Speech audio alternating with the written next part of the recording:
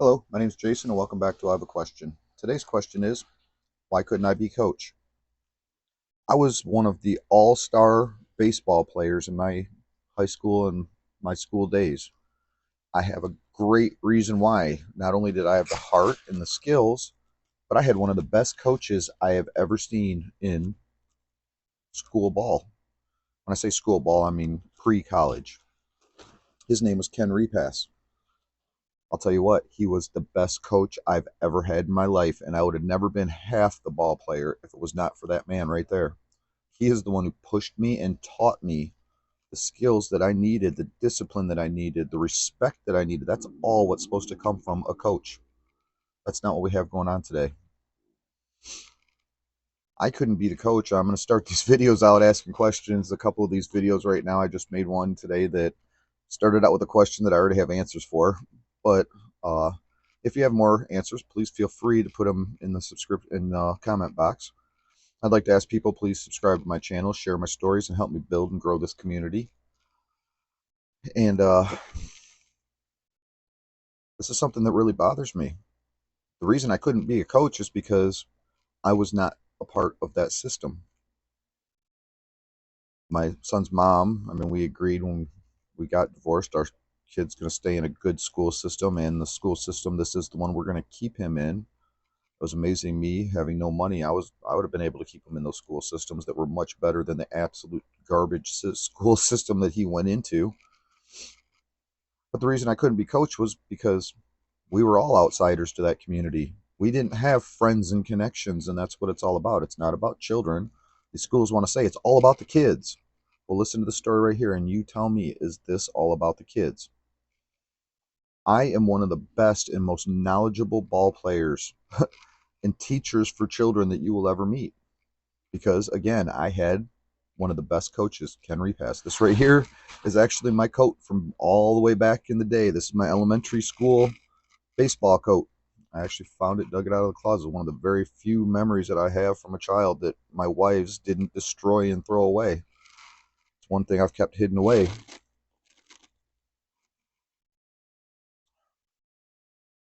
So this is completely wrong to me, completely wrong. The coach that was in my son first started playing ball, he had a coach. I asked and had spent some time with the coach and go to the practices. I want to be a part of my kids' lives with everything. God, I want to be involved. And not because I want to be some over their shoulder. It's because that's what we're supposed to be as parents, involved with our children's lives. I want my kids to respect me. I want my kids to turn to teenagers and not be those teenagers who turn away from their parents because they're too scared to go to their parents and talk to their parents. I want my children to look at me as not only as their father, their guidance figure, but also as their friend and confidant. I want my children to be able to come to me and feel comfortable and know I'm not going to scold them. You did something wrong, you did something wrong. This is how we're going to fix it. First step is admit it. Second step is we find solutions and change. That is how everybody should be in themselves, let alone with their children. So this coach, the first coach he had, I spent some time with him, and the coach realized, yeah, this man has the skills and the talent, and he let me get involved. But then, as you know, kids grow older, they move into the next bracket, and there was a coach there too, and I started working with that coach, but then that coach quit, and the new coach that came in, and I had applied. I said, I want to be the head coach of my son's baseball team. I have the skills, I have the knowledge, I have it all, and I want to pass it on to these children. But since I was not friends with the baseball commissioner, somebody else who was did.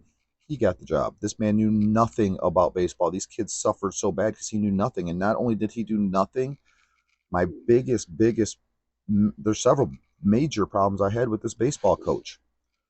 One, I already stated, a coach is more than just a coach to sit there and just, you kids go play. I'm going to go sit on the sideline.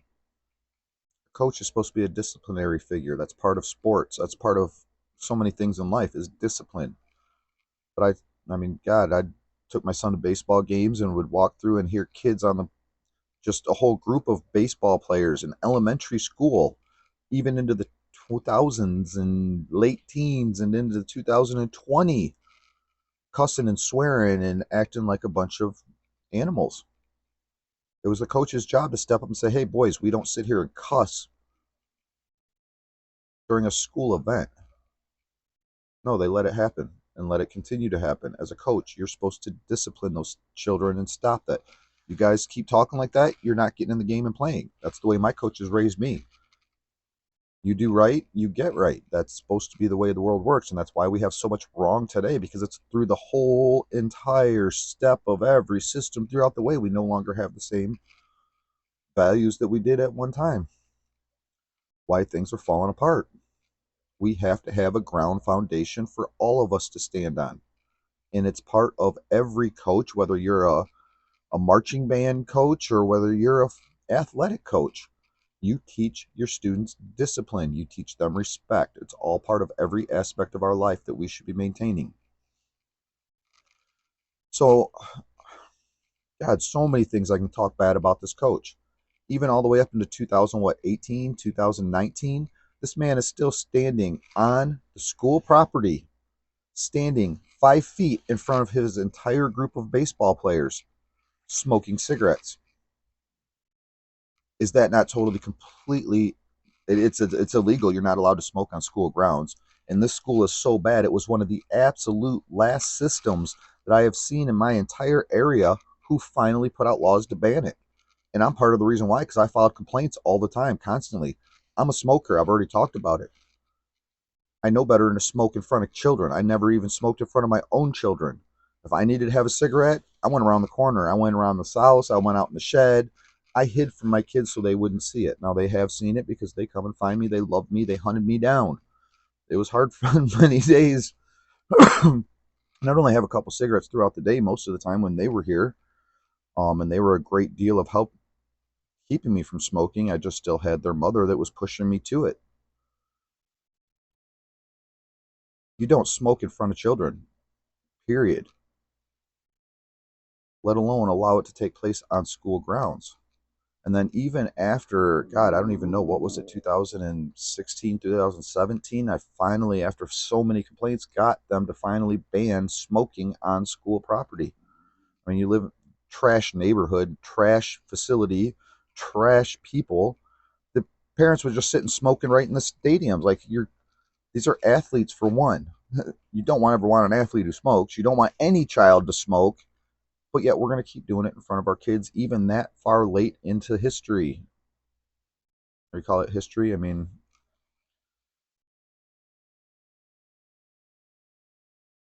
so he would sit there and smoke. And then when smoking got banned, parents just started going underneath the bleachers and smoking. And then where's the smoke go? It rises right up to the people who are sitting up, even the children who are sitting on the bleachers watching the game. That tells you the mentality of this community itself. Parents would all conjugate, go underneath the bleachers. And these aren't like, yeah, there was football bleachers that were long, but you go to a baseball bleacher, and what, a baseball bleacher stands are 10, 15, 20 yards long. They're not 100 yards like a football stadium. So then, and I started complaining to the parents and the school, like, what are you guys doing underneath the bleachers? And now all these children who are sitting in the bleachers above you are all just inhaling your smoke as it rises right up through the bleachers. Filed complaints with the school. They still did nothing. So to me, that was huge. That is huge. All the way up to 2018. I mean, this isn't 1918. This is 2018, and they're still sitting there smoking cigarettes on school grounds in front of children, underneath children, blowing it right in children's faces, basically. I mean, if children's sitting right above you and the bleachers are open and a group of people are smoking and a cloud is rising, and you can sit there and watch it. Another big problem I had was I show up one day to pick up my son for practice, and they're having batting practice. The kid who is catching is wearing, only piece of equipment he was wearing was a mask and his chest cover, and he was wearing open-toed sandals, crouched behind the plate catching. Do you know how dangerous that is? That kid could have broken a toenail. You don't ever, ever, ever. I mean, again, this is respect, discipline. This is what you teach children on top of what you're doing to their safety in itself. It's what our children learn. That's why I believe so much in having a stable foundation and ground rules and people following them. It's why our children are out of control today as they become adults, because that's what they've been taught. Chaos is what they've been taught. So this man is allowing his catcher to sit behind the plate during batting practice, catching with open-toed sandals on, and his socks just sticking out. That's wrong all the way around. Another big problem I had, he did not know calisthenics of anything with baseball. Not a thing. Did not know how to teach the kids how to throw a ball properly, how to hold a bat, how to line up your knuckles, how to lock your elbows. I mean, there's so much that I could have taught those kids that he never did, and would have made those kids so much better as a team and as future adults. But I wasn't friends with the right person. He was. That's what mattered most. Now, this guy also commuted kids back and forth to practice. That was great, right? Except for he would sit in his car with the air conditioning on, all the windows rolled up, crowd of kids piled in his car with no seatbelts on, and a window cracked that much because it's hot out and you got to have the air conditioning on, and smoking, chain smoking. You never, ever, ever, ever saw him in that car without a cigarette in his hand. School property, out in public, it didn't matter. That's secondhand smoke filling a car full of children. That's wrong. Something I had a problem with my dad. When I got hurt and my dad was taking my son to school and picking him up from school, my dad couldn't go 15 minutes without a cigarette. And Dad, why can you not go 15 minutes without a cigarette while he is in this vehicle? This is my car and I'm smoking, and if I'm doing this stuff, I'm going to do what I want to do. That's wrong. That's part of why I had to get out of there, because I don't want my son being taught that mentality or treated that way. So I went and gave up my rights to my kid, went back to living on the streets because I couldn't put him through that anymore. This is part of why I fight so much. I've seen so much of it. So now we've talked about multiple safety issues, children not learning all the way around the game, the sport, the calisthenics. They're not learning discipline, respect, proper judgment whatsoever. But now we've also got, since my son was not a part of that community and he was an outsider and so were we, and possibly because I had made complaints. I mean, I'm not going to say that didn't have anything to do with it, but that's what we're supposed to do when you see wrong taking place, especially children's health of all things. We're supposed to stand up and fight for those kids, aren't we? So maybe me filing complaints had something to do with it. My son wasn't no longer allowed to play. He did not get to play at all.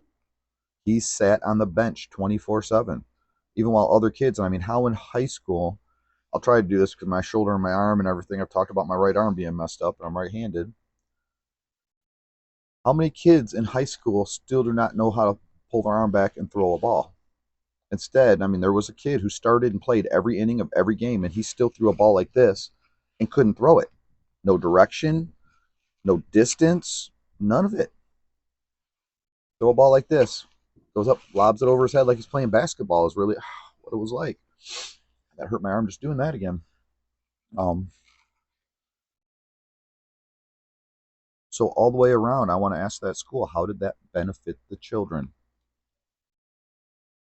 Please tell me, how does that benefit the children? How was that in better standing for the children than somebody who would have taught those kids respect, discipline, and the aesthetics of the game that I was taught by one of the greatest coaches I could have ever possibly had? My God, rest in peace, Ken Repass. I love that man. He was one of the best figures I've had in my life. And that's what we need more of, is people like that, so that people come out more like me who learn respect, discipline, and all of it that should have been taught throughout all of our systems. That's why I talk about our systems failing so much. I want a better world for my children. I want them to be taught right. And I haven't been able to see them almost 2 years, and I can't teach them a single thing from here other than they keep learning everything that is wrong. So why couldn't I be a coach? I mean, the answer is because I wasn't friends with the right person. Maybe the real question is why did the school allow that? Why did the school not care more about those kids and not do what they should have done as a school? Stop smoking in front of children, especially athletes. stop smoking in a car with children, especially athletes. And he did this. You'd watch him every day. When I dropped my son off at school, pulls up every day with a car full of kids every day on school property. And when they open the door, smoke comes billowing out. And he's got a cigarette in his hand while he's sitting there. Why was he not stopped from doing any of that? Why was he allowed to be the coach and not me? The children would have been much better off. Sport would have probably been much better off. Because then my team would have been leading other children and other teams by example. And those children's lives and futures and adulthoods would have been better off. Yet these schools claim that they care so much. These schools claim that we're the professionals, we know what's best.